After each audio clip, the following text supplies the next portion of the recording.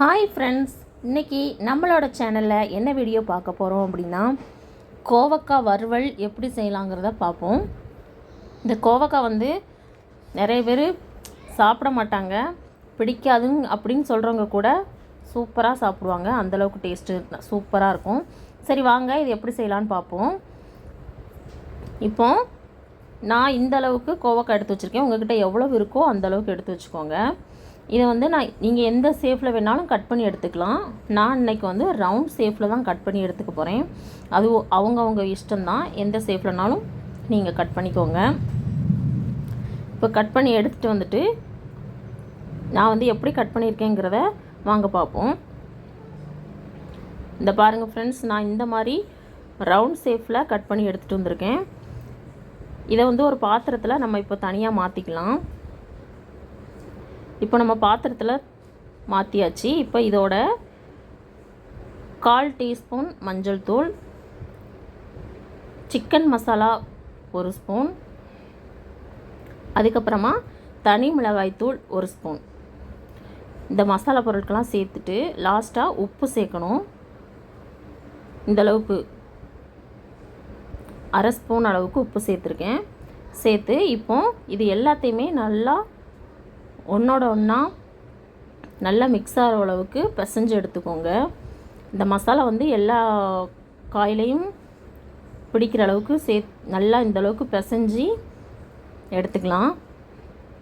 எடுத்துட்டு அதுக்கப்புறமா நம்ம வந்து எப்படி செய்யலாங்கிறத பார்ப்போம். பாருங்கள் ஃப்ரெண்ட்ஸ், இப்போது அடுப்பில் வந்து பேன் வச்சாச்சு. இப்போது சூடாகட்டும். பேன் நல்லா சூடானதுக்கப்புறமா இப்போ தேவையான அளவு எண்ணெய் சேர்த்துக்கலாம். உங்களுக்கு எந்த எண்ணெய் விருப்பமோ அந்த எண்ணெயும் சேர்த்துக்கோங்க. சேர்த்ததுக்கப்புறமா நம்ம எடுத்து வச்சுருக்கிற கோவக்காயை இந்த எண்ணெயோடு சேர்த்துக்கலாம்.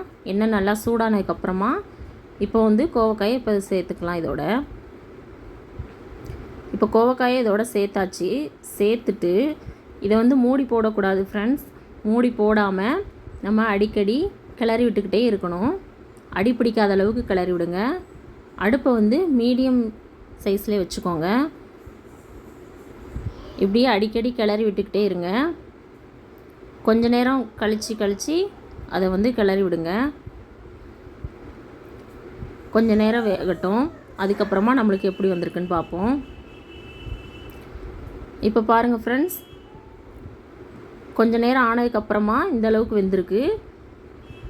அடிப்பிடிக்காத அளவுக்கு கிளறி விடுங்க. இப்போது நம்மளுக்கு கொஞ்ச நேரம் கழித்து எப்படி இருக்குன்னு பார்ப்போம். பாருங்கள் ஃப்ரெண்ட்ஸ், நம்மளுக்கு இந்த அளவுக்கு சூப்பராக வறுபட்டுருக்கு. அவ்வளோதான் ஃப்ரெண்ட்ஸ், நம்ம வந்து தனியாக எடுத்துக்கலாம்.